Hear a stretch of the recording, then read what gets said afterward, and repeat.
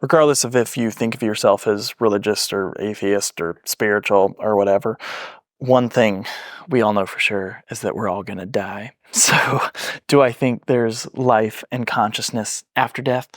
I do, but I'm certainly not going to pretend to know with any certainty like what that looks like. But that won't stop me from at least taking a stab at it because I think it's actually an important aspect of grounding our life philosophy. Because since matter can't be destroyed and only rearranged, I don't think it's an absurd theory that something as complex as consciousness can't be destroyed either. And I know all the studies of how the conscious part of our brain goes dark on scans once we die, but that doesn't prove much of anything to me. Like when someone dies, there's the exact same amount of mass and matter there, but like something has left. And I don't care who you are. Like if that doesn't stop you in your tracks and put you in awe, like you're just shamefully oblivious to the miracle that is life and consciousness. Like we see all of these galaxies and planets and dimensions, and so far we're the only life that we know about. So to think of something as emotionally and experientially complex as the human soul, to think of that as just another material thing or phenomena like any other rock or ice cap or gas pocket in the universe, like that's just crazy talk. And if I had to take an educated guess, and I'm certainly not alone on this, I think this life is like not so much about the exact things you do or believe but like more the kind of person you become. And I think that's the only real currency. And when we die, we pass through the fire of God, you might call it, and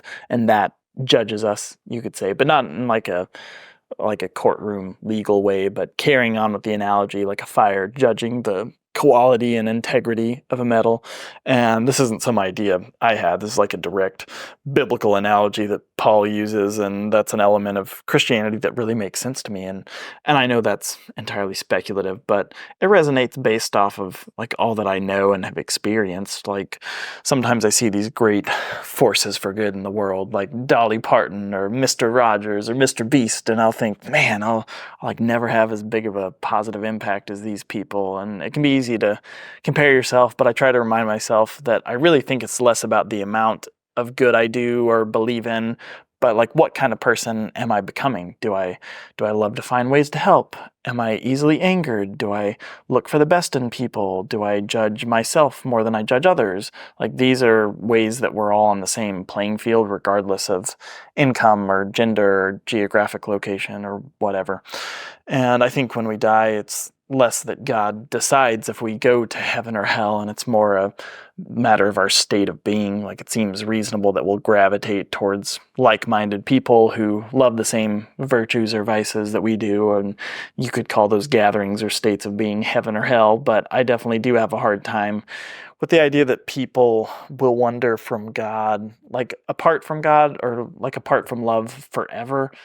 There are evil people out there, but I think they're pretty far and few between. Like most people are decent folks. Even the ones that are meaner and maybe harder to deal with are probably just doing the best they can with the hand they were dealt. But at least to some degree, meaning seems to hinge on life continuing some way after death. Because if there is no afterlife or judgment of some kind, like there's not really any justice. And I think we don't like the idea of judgment or justice. Or well, we love justice, but then like you only get justice with judgment. I mean, even now, well, I probably shouldn't say that. I was because this isn't something I have strong opinions. I was thinking of the CEO shooting guy. Like a lot of people are happy about that because it's like judgment has been brought down on this, healthcare industry, and so yeah, that's again that's a bad example. I do not condone shooting people,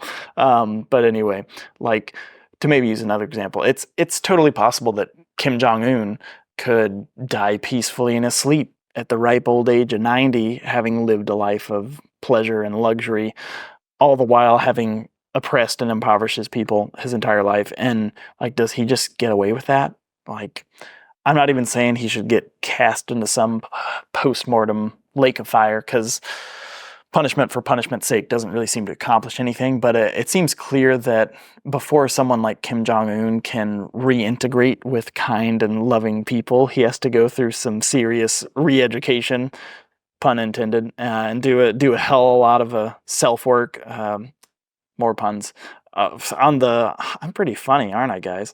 Anyway, on the flip side, I can't really see any justice in like the countless children throughout history that have died so young and not getting a chance at like conscious experience. And maybe that looks like reincarnation in this world, or maybe it looks like some kind of life on the other side. But at the end of the day, I just believe that somehow, some way, everything will be set right. And that's probably the Christian in me piping up, because I just, the idea that wisdom, justice, and love will win in the end is something I can't not believe in.